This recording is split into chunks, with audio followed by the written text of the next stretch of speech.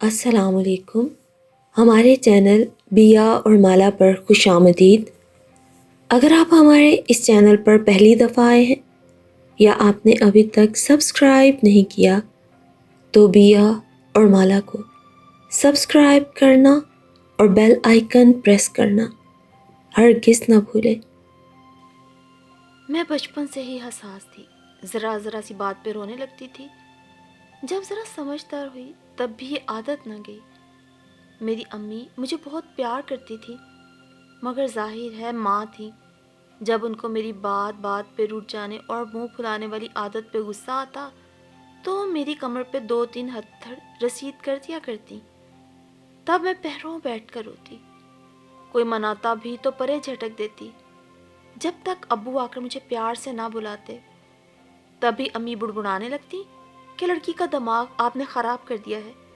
بیٹی سے اتنا لاڈ پیار ٹھیک نہیں. انہیں پرائے گھر جانا ہوتا ہے. غرض ایسے جملے میری حساس طبیعت پر اور بھی گراں گزرتے.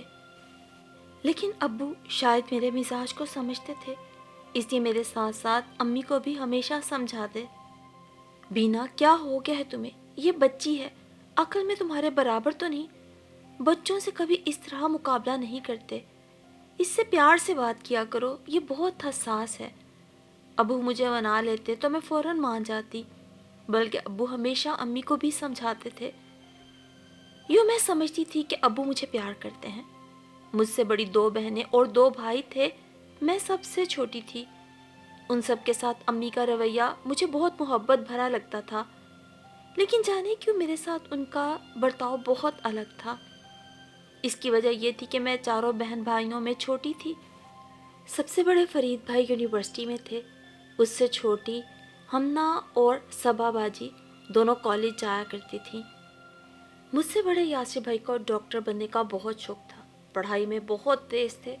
ہر وقت کتابوں میں ہی گھسے رہتے تھے. FSC کر رہے تھے. جبکہ میں ذل ہما اپنے سارے بہن بھائیوں سے نہ جانے کیوں منفرد تھی. چھوٹی تھی شاید اس لیے. سب مجھ سے پیار کرتے, خاص طور پر ابو اور بھائی. وہ کبھی میری کسی فرمائش کو نہیں ٹالتے تھے. گھر کے بڑے لاڈ پیار سے چھوٹے کو خاص سمجھنے لگتے ہیں, اس لیے میں بھی ہر ایک سے توجہ اور الگ سے برتاؤ چاہنے لگی تھی. مگر شاید ماں کے لیے تو سب بچے برابر ہوتے ہیں, اور شاید میرے بڑے بہن بھائی اتنے حساس نہیں تھے جتنی حساس میں تھی. اور یہ حساسیت تو جیسے اب میری جان کا روگ بن گئی تھی. مجھے یعنی ذل ہما کو شروع سے ہی کچھ الگ اور نمایاں کر دکھانے کا شوق تھا. چھوٹی تھی تو امی کی لپسٹک اٹھا کر اکثر اپنے گالوں پہ مل لیتی, پھر خود کو آئینے میں دیکھ کے خوب زور زور سے ہنستی. اس پر امی دوڑی کام چھوڑ کر آتی اور میری حالت دیکھ کر میک اپ کا سامان مجھ سے چھین کر 2 تھپڑ رسید کر دیتی. ذل ہما پھر وہی حرکت. کتنی بار منع کیا ہے, اتنا مہنگا میک اپ کا سامان تم سب برباد کر کے رکھ دیتی ہو. وہ میک اپ باکس اٹھا کر الماری کے اوپر رکھ دیتی, لیکن میں بھی اپنے نام کی ایک تھی. جب دل چاہتا کرسی پہ چڑھ کے اتار لیتی. میں صرف ایک حساس اور رونے دھونے والی لڑکی نہیں تھی, بہت شوخ اور چنچل بھی تھی, زندہ دل بھی تھی. جب مجھ پہ خوشی کی لہر آتی تو بات بے بات ہنستی, بولنے پہ آتی تو خوب بولتی, بہنوں اور بھائیوں کے ساتھ شرارتیں کرتی. کبھی کبھار ان شرارتوں کی وجہ سے بھائیوں کا نقصان بھی ہو جاتا, پر بیچارے صبر کا گھونٹ پی کر چپ ہو جاتے. 1-2 دفعہ میرا ہاتھ لگنے سے بڑے بھائی کا موبائل ٹوٹ گیا تھا, مگر انہوں نے مجھے کچھ نہ کہا. وہ تو چپ ہو جاتے پر امی چپ نہ ہوتی. وہ مجھے خوب لتاڑتی کہ دیکھو اس لڑکی کا حال دیکھو, خدا جانے کس منحوس گھڑی میں پیدا ہوئی تھی. سارے گھر کا سکون برباد کرنے کے لیے یہ اس دنیا میں آئی ہے. یہ کوستے وہ مجھے اس وقت دیتی جب میرے ابو گھر پہ نہیں ہوتے تھے. ان کی موجودگی میں جانے کیوں امی بھی صبر کے گھونٹ بھر کے خاموش رہتی, اور میں بھی ضد میں آ کے جس منمانیوں میں لگی رہتی. 6 برس کی عمر تک پہنچتے پہنچتے پہلے تو میری شرارتوں پر مجھے ٹوکا جاتا تھا, مگر جیسے جیسے میں بڑی ہونے لگی اور بھی پابندیاں لگنی شروع ہو گئیں. پہلے مجھے گھر سے باہر جا کر کھیلنے کی آزادی تھی, اب سب منع کرنے لگے کہ باہر نہ جایا کرو, تم بڑی ہو گئی ہو. اونچی آواز میں مت بولا کرو، لڑکیاں اس طرح نہیں چلتی، تمیز سے چلا کرو، آرام سے ٹانگیں سمیٹ کے بیٹھا کرو۔ تھوڑی بڑی کیا ہوئی تھی، مجھے تو دنیا اور بھی ظالم دکھنے لگی تھی۔ بڑے ہونے کا مطلب کیا یہ ہوتا ہے کہ سر پہ سینگ نکل آئے ہیں؟ جن باتوں پر پہلے سب خوش ہو کر میری تعریفیں کرتے تھے اور کہہ کہہ کے مجھ سے وہ چیزیں کرواتے تھے، اب وہی سب انہیں بد تہذیبی لگنے لگا تھا۔ اس روک ٹوک سے تو جیسے میرا مزید دم گھٹنے لگا۔ میرا معصوم سا ذہن بڑوں کے یہ بدلتے رویے قبول نہیں کر پا رہا تھا۔ میں الجھنے لگی، یہ گھٹا گھٹا سا ماحول برا لگنے لگا اور اپنا ہی گھر مجھے قید خانہ محسوس ہونے لگا۔ اسکول میں بھی بعض ٹیچرز کا رویہ بچوں کے ساتھ جارحانہ ہوتا۔ میرا دل چاہتا کہ بھاری بستے کا بوجھ مجھ سے کم ہو، ہوم ورک کم ملے، استانی شفقت سے بات کریں، سمجھ نہ آ رہا ہو تو زور سے جھڑکنے کی بجائے پیار سے دوبارہ سمجھا دیں۔ مگر گھر میں کیا، اسکول میں بھی اندھیر نگری تھی۔ گھر میں امی کے چپل کے زور پر راج تھا۔ میں ضد کرتی تھی کہ تھوڑی دیر تو گلی کے بچوں کے ساتھ کھیلنے دیں۔ سب بچے ابھی بھی باہر آ کر کھیلتے تھے۔ سختیاں تھیں، اصول تھے تو صرف میرے لیے۔ امی کہتی ہرگز نہیں، اب تم بڑی ہو گئی ہو، پہلے کی طرح باہر نہیں جا سکتی۔ یوں آزادی کا لطف بھی ختم ہو گیا۔ پابندیاں آئے روز بڑھنے لگیں اور پابندیوں کے ساتھ میرا الجھا ذہن مزید الجھنے لگا۔ مجھے لگتا تھا میری امی پڑھی لکھی نہیں ہے، شاید اس لیے وہ مزاج کی اتنی تلخ ہے۔ ماں اگر اس طرح کی ہو تو بچے بہت سفر کرتے ہیں۔ یوں تو امی ہر کام بہت سلیقے سے کرتی تھی، گھر کو انہوں نے بہت اچھے سے سنبھالا ہوا تھا، اچھے سے اچھا کھانا بنانے میں بہت ہوشیار تھیں، لیکن زبان کی بہت تلخ اور بہت غصے والی تھی۔ ایک روز وہ برتن دھو رہی تھی، میں پاس کھڑی انہیں دیکھ رہی تھی۔ ان کی اچانک مجھ پہ نظر پڑی، تبھی ایک دم انہیں خیال آیا کہ میں بڑی ہو گئی ہوں اور اب مجھے ان کے ساتھ گھر کے کاموں میں بھی ہاتھ بٹانا چاہیے۔ رہتی کسر بھی جاتی رہی۔ تب سے انہوں نے نئے اصول بنا دیے کہ اب مجھے گھر کے کام کرنے پڑیں گے۔ میں سختی سے گھبرا کر گھر کے کام کرنے لگی۔ امی کو بس اپنے ہاتھ کا کام پسند تھا اور کسی کا کیا ہوا کام انہیں پسند نہیں آتا تھا۔ سو کیڑے نکالتی تھی۔ اسی وجہ سے ہمارے گھر کبھی کوئی ماسی نہیں ٹکی تھی۔ کبھی کہتی ادھر سے پوچھا نہیں لگا، ادھر سے نہیں لگا، چیزیں نہیں اٹھائیں۔ ہم تو بچپن سے امی کو یوں ہی سب پہ چلاتے دیکھ کے ہی بڑے ہوئے تھے، اسی لیے ہمارے گھر چند روز ہی کوئی کام والی ٹکتی تھی اور اب شامت میری آ گئی تھی۔ پہلے تو امی سارے کام اپنے ہاتھوں سے ہی کرتی تھی۔ ان کو وہم تھا کہ نوکرانیاں اچھا کام نہیں کرتی، پاکی پلیتی کا خیال نہیں رکھتی۔ اب میں کام کرتی اور وہ سارا وقت بول بول کے نقص نکالتی۔ برتن دھوتی تو کہتی کتنے خراب دھوئے ہیں، گندے پڑے ہیں، صحیح طرح سے مانجے نہیں۔ اس سے تو اچھا ہے تم کوئی کام کیا ہی نہ کرو، تم بہت ہڈ حرام ہو، تم کام کر کے آؤ تو الٹا مجھے کام کرنا پڑتا ہے۔ ڈسٹ بینیں تک چیک کرتی تھی کہ صحیح دھلی ہیں یا نہیں۔ مجھے بہت غصہ آتا۔ کبھی امی کے دھلے کپڑے اگر تہہ کرنے کی میری ذمہ داری ہوتی تو امی کو میرے تہہ کیے ہوئے کپڑے بھی غلط دکھائی دیتے تھے۔ ایک تو اتنے بڑے بڑے کپڑے میں اتنی محنت سے طے کرتی، اس پر امی بول بول کے مجھے مزید پریشان کر دیتی تھی۔ میری اتنی محنت کے باوجود بھی مجھے کوئی صلہ نہیں مل رہا تھا، الٹا ڈانٹ پہ ڈانٹ۔ تب تنگ آ کے ایک روز میں نے سوچا کام کر کے اگر اتنی ڈانٹ کھانی ہے تو کام کرنا ہی چھوڑ دو۔ اب نہ جانے کیوں یہ میری امی کا مسئلہ تھا یا سب امیوں کا کہ وہ مجھے کسی کل بھی سکون سے رہنے نہیں دیتی تھی۔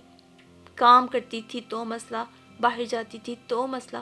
اب جب میں نے گھبرا کے اور تنگ آ کے کام کرنے ہی چھوڑ دیے تو امی ابو سے میری شکایتیں کرنے لگی کہ ہما کو کوئی کام کہتی ہوں تو نہیں کرتی، یہ آپ ہی کی وجہ سے شروع سے خود سر ہے، آپ نے اسے بہت آزادی دی ہوئی ہے۔ اب یہ میری کسی بات کو بھی خاطر میں نہیں لاتی، مجھے تو کچھ سمجھتی ہی نہیں۔ کوئی کام کہوں تو آرام سے صاف انکار کر دیتی ہے، بلکہ اب تو آگے سے زبان چلانے لگی ہے۔ بے شک ابو بہت اچھے پڑھے لکھے اور نرم مزاج کے تھے، لیکن پتھر پر بھی قطرہ قطرہ پانی پڑتا رہے گا تو شگاف پڑ ہی جاتا ہے۔ وہ تو پھر انسان تھے اور کتنے سالوں سے امی انہیں میرے خلاف بھڑکا رہی تھیں۔ اب آ کر ابو پہ بھی امی کی باتوں کا اثر ہونے لگا تھا، تبھی وہ بھی دھیرے دھیرے مجھ پہ غصہ ہونا شروع ہو گئے۔ تب مجھے بہت رونا آتا دل چاہتا کاش کہ ایسی زندگی نہ ہی ملی ہوتی، مر ہی جاتی، اس سے تو اچھا تھا۔ اس طرح میں گھر والوں سے اور بھی دور ہوتی چلی گئی۔ ان دنوں میٹرک میں تھی تو پڑھائی میں بھی دل نہیں لگتا تھا۔ تب میں غمگین شاعری کرنے لگی۔ مجھے دکھی گانے سننے کا بھی بہت شوق تھا۔ دل زیادہ پریشان ہوتا تو گانے سننے لگتی۔ امی کو میرے اس شوق سے بھی چڑ تھی۔ ان کو تو اس بات سے چڑ تھی مجھے جو بھی پسند تھا۔ کبھی کبھی یوں لگتا جیسے وہ میری سگی نہیں بلکہ سوتیلی ماں ہے۔ کبھی کبھی کیا، مجھے تو ہر وقت ہی یوں لگتا تھا۔ آخرکار انہوں نے ابو سے شکایت کی کہ ذلِ ہما ہر وقت عشقیہ گانے سنتی ہے۔ تصور کریں، ایک ماں کے منہ سے عشقیہ گانے کے الفاظ زیب دیتے ہیں۔ میرا تو جیسے دل پھٹ گیا اور ٹکڑے ٹکڑے ہو گیا۔ امی نے یہیں پہ بس نہیں کیا۔ تمام کیسٹس جو میں نے منتے ترلے کر کے اپنے جیب خرچ سے یاسر بھائی سے منگوائی تھی، ایک روز انہوں نے سب کی سب توڑ دی۔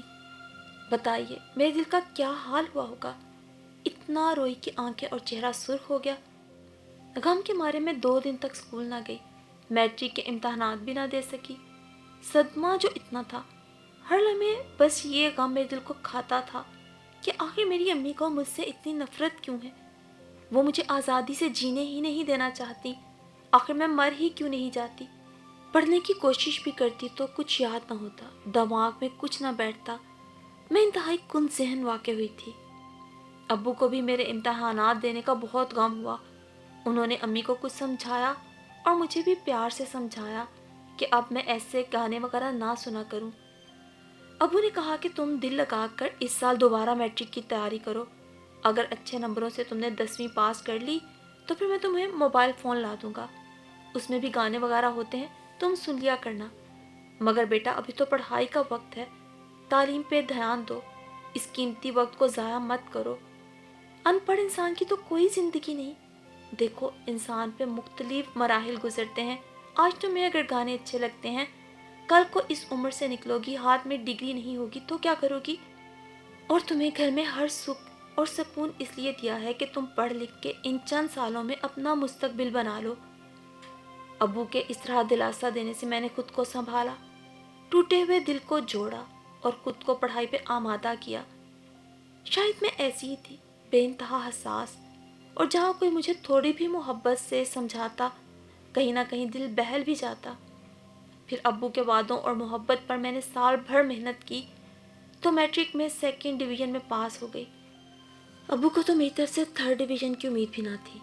یہ ایک بہت بڑا مرحلہ تھا میرے سارے گھر والوں کے لیے، جو بالآخر حل ہو گیا تو جیسے سب نے ہی سکون کا سانس لیا۔ میں نے تو اپنا وعدہ پورا کر دکھایا تھا، مگر ابو نے حسب وعدہ مجھے موبائل فون اس لیے نہیں لے کر دیا کہ امی نے منع کر دیا تھا، ابھی اس کی عمر نہیں، خراب ہو جائے گی۔ غرض یہ کہ وہ جو مجھے لگتا تھا میری ہر خوشی کی راہ میں میری ہی ماں حائل ہے، وہ اب سچ ثابت ہو گیا تھا۔ میرے ابو کو بہت شوق تھا مجھے کالج داخل کرانے کا، مگر امی بولی اس کی حرکتیں ٹھیک نہیں، بہت امیچور ہے، اسے کالج بھیج کے کل کو پچھتائیں گے۔ کسی دن اسے ہماری کوئی بات بری لگ گئی، اس کا کیا ہے، گھر سے ہی بھاگ جائے گی۔ کالج میں تو پہلے ہی ہر طرح کی لڑکیاں ہوتی ہیں اور اس کا دماغ کچھ ضرورت سے زیادہ خراب ہے۔ ایسی لڑکیوں کو زمانے کی زیادہ ہوا نہیں لگنے دی جاتی۔ وہ چیز جو آپ بڑی محنت سے ایک ایک کر کے جمع کرتے ہیں، اچانک وہ آپ سے چھن جائے تو دل پہ کیا قیامت برپا ہوتی ہے، وہ صرف میں ہی محسوس کر سکتی ہوں۔ میرا کالج جانے کا خواب چکنا چور ہو کے بکھر گیا، اوپر سے امی کے منہ سے ایسی باتیں سن کر جیسے میرا دل کٹ کے رہ گیا۔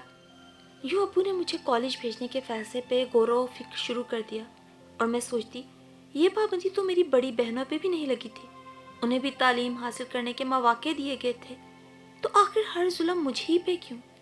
جبکہ ان کے ہونٹوں پہ فاتحانہ مسکراہٹ دیکھ کر میں پوری جان سے جل بھی گئی۔ مجھے یقین ہو گیا کہ میری خوشیوں کے قاتل کوئی اور نہیں، صرف میری ہی ماں ہے۔ مجھے دکھ پہنچا تو انہیں سکون ملا۔ امی خود تو کافی سوشل تھی، سب سے ملتی جلتی تھی، ان پہ کوئی پابندی بھی نہیں تھی، جبکہ میری صرف ایک ہی دوست تھی، اس سے بھی مجھے نہیں ملنے دیتی تھی۔ کبھی سال میں 1 آدھ دفعہ کوئی فنکشن ہوتا، لاکھ میں اجازتیں مانگتی، तब भी वो मुझे उसकी तरफ जाने की इजाज़त न देती। अलबत्ता अब्बू का मूड होता तो वो मुझे अम्मी से भी इजाज़त दिला देते, और इस दफ़ा अम्मी की खुल्लम खुल्ला ज़्यादती और नाइंसाफ़ी पे तो मेरा सब्र बिल्कुल जवाब दे गया। मुझे समझ नहीं आता था क्या करूं। बाज़ औक़ात तो यहाँ तक सोचती अपनी जान ले लूं। तो मैं बैठकर अब्बू से ही अम्मी की शिकायतें करती। वो कहते, तुम्हारी बड़ी बहनें तो कभी से शिकायतें नहीं करती, ना ही तुम्हारी माँ उन्हें डांटती डपटती हैं। देखो कैसे सुख सुकून से सब रहती हैं, जो काम तुम्हें कहती हैं उन्हें भी कहती हैं, पर वो तो बुरा नहीं मानती। आखिर तुम अपनी माँ ही की हर बात का ऐसा बुरा क्यों मानती हो, और तुम मुझसे ऐसे शिकवे क्यों करती हो? ज़रा तुम भी तो इस बात पे गौर कर लो। शायद कहीं तुम में ही कोई कमी ना हो और तुम्हें इसका पता ना चल रहा हो। मेरी प्यारी बेटी, माएँ कभी भी औलाद की दुश्मन नहीं होती, हर हाल में उनका भला सोचती हैं। और अगर तुम देखो तो तुम्हारी अम्मी को तुम सबके अलावा तो किसी भी चीज़ में दिलचस्पी नहीं, और उनकी शायद ये ख्वाहिश कि तुम्हारा मुस्तकबिल बन जाए, तुम्हारे लिए ही भलाई हो इसमें। अब्बू के ऐसे लेक्चर मुझे बहुत बुरे लगते थे, जिनमें वो हर वक्त अम्मी की हमायत करते थे। ताहम मैं चुप ही रहती थी। अब मैं उन्हें कैसे बताती कि बाजी और अपिया ने हालात से समझौता कर लिया है, और यूं भी हर इंसान दूसरे से मुख्तलिफ होता है।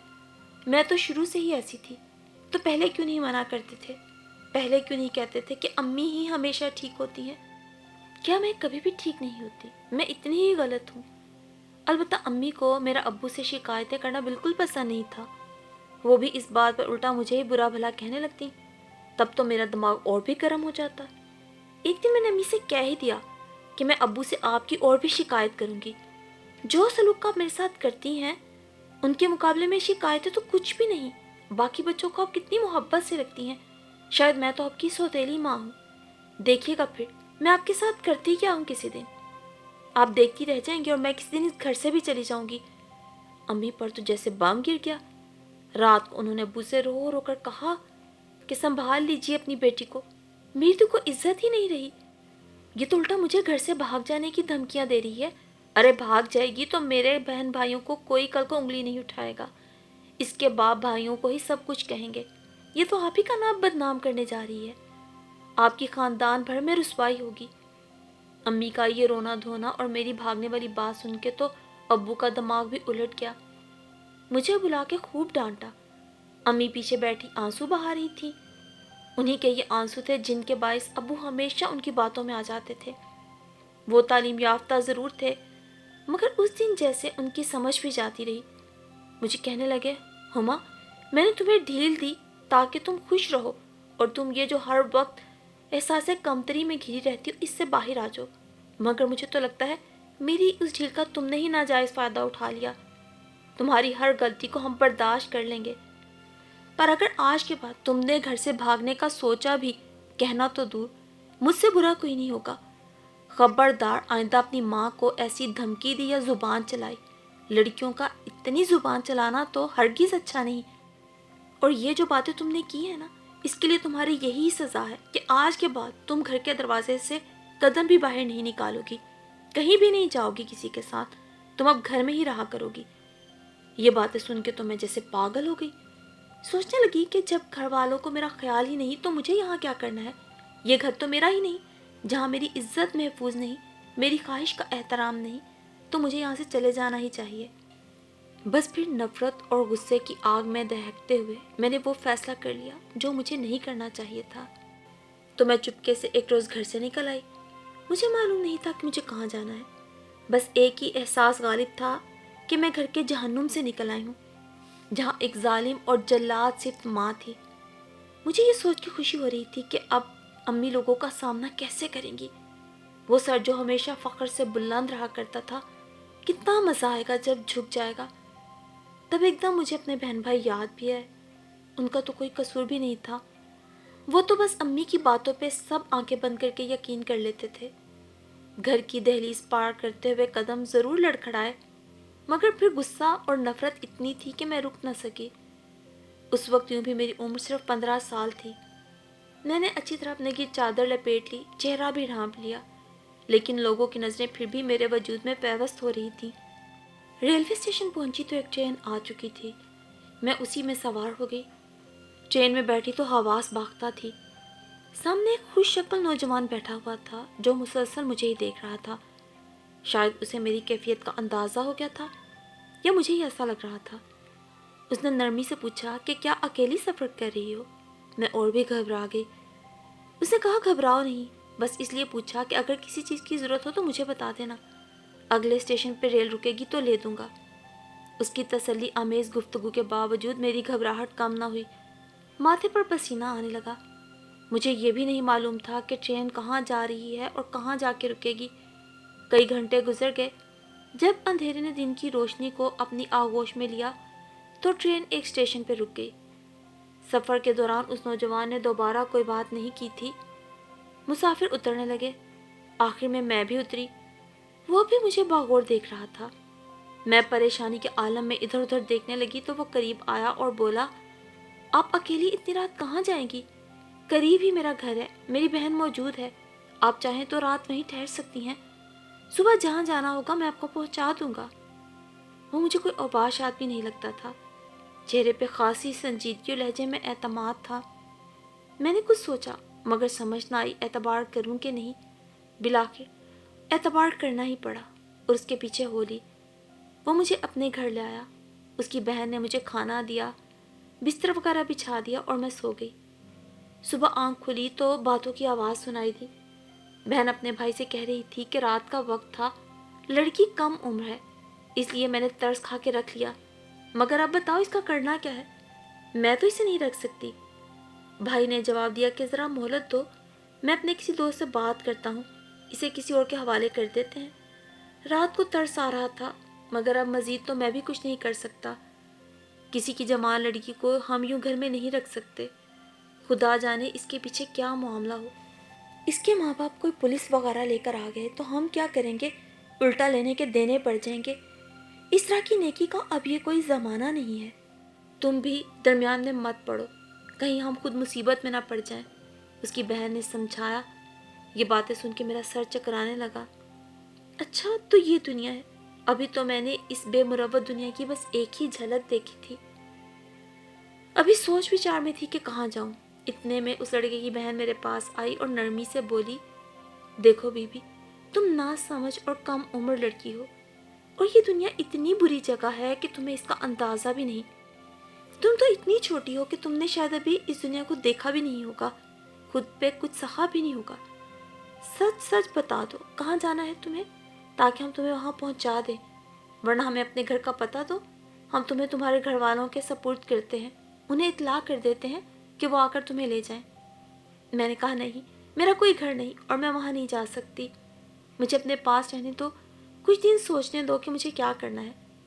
وہ بولی کہ تمہیں کرنا ورنہ کچھ نہیں ہے، سوچنے سے کیا حاصل، یا تو اپنے ماں باپ کا پتہ بتا دو یا پھر ہم تمہیں دارالامان پہنچا دیتے ہیں، کسی اور کے ہاتھوں میں دینے سے بہتر ہے کہ تم دارالامان چلی جاؤ، آگے تمہاری قسمت، ہم تمہیں اپنے پاس نہیں رکھ سکتے۔ میرے بھائی کی باتوں میں مت آنا، یہ نہ ہو وہ تمہارے ساتھ کچھ ایسا کر گزرے کہ پھر تمہارے پاس پچھتانے کے علاوہ کچھ نہ ہو۔ کبھی کسی مرد کا بھروسہ مت کرنا، وہ تمہیں اپنے کسی دوست کے حوالے کرنے کا سوچ رہا ہے، خدا جانے اس کا دوست تمہارے ساتھ کیا سلوک کرے، بعد میں ہم ذمہ دار نہیں ہوں گے۔ یوں بھی لوگ لاوارث لڑکیوں کو کوٹھوں والیوں کے پاس بیچ دیتے ہیں، یا آج کل تو یوں بھی بڑی طرح کے دھندے ہیں، لوگ لاکھوں کماتے ہیں۔ تم خوبصورت ہو، اچھے گھر کی لگتی ہو، میرا بھائی بے روزگار ہے اور میں بیوہ ہوں، ہم تمہارا بوجھ نہیں اٹھا سکتے۔ وہ عورت کافی صاف گو تھی، اس نے کھری کھری ہی باتیں کر دی۔ میں نے کہا کہ ایک شرط پہ دارالامان جاؤں گی کہ آپ کبھی کبھار مجھے وہاں آ کے مل لیا کرنا۔ اس نے کہا ٹھیک ہے، میں آتی رہوں گی۔ یوں بالآخر ہوتے ہواتے بہت کچھ سہتے میں دارالامان پہنچ گئی، مگر اس کے بعد نہ تو کبھی وہ عورت آئی اور نہ ہی اس کا بھائی، شاید انہوں نے مجھے کچھ غلط لڑکی سمجھ کے مجھ سے جان ہی چھڑائی تھی۔ کچھ دن دارالامان میں رہ کر مجھے اندازہ ہو گیا کہ یہ جگہ جیسی لڑکیوں کے لیے مناسب ہے، میں اس طرح کی لڑکی نہیں ہوں۔ اپنا گھر تو اپنا ہوتا ہے جو کسی جنت سے کم نہیں ہوتا، اور ہم نادانی کے باعث اسے جہنم سمجھ لیتے ہیں۔ ماں باپ اور بہن بھائی اب مجھے شدت سے یاد آنے لگے، یہاں تو جس کے منہ میں جو آتا وہ کہہ دیتا۔ عورتیں بھی مجھے مشکوک نظروں سے دیکھتی، ایسے میں مجھے اپنی امی بہت یاد آتی تھی۔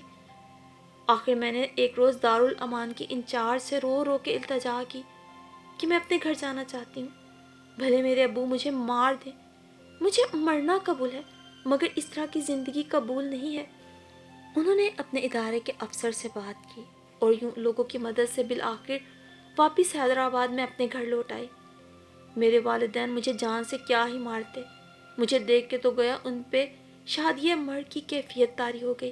زاروں قطار رونے لگے اور مجھے اپنے گلے سے یوں لگا لیا جیسے انہیں کھوئی ہوئی زندگی دوبارہ مل گئی ہو، اور آج اتنے سالوں تک اپنے ساتھ جنگ لڑتے لڑتے اپنی ماں اور گھر والوں کو برا سمجھتے سمجھتے میں جس جہنم سے گزر آئی، سمجھ گئی کہ بیٹیاں ماں باپ کو کتنی پیاری ہوتی ہیں اور اولاد والدین کے لیے کتنی بڑی آزمائش ہوتی ہے، اور مجھ جیسی نادان لڑکیاں ذرا سی بات پر کیسی قیامت ڈھا دیتی ہیں، کیسے ہنگامے شروع کر دیتی ہیں۔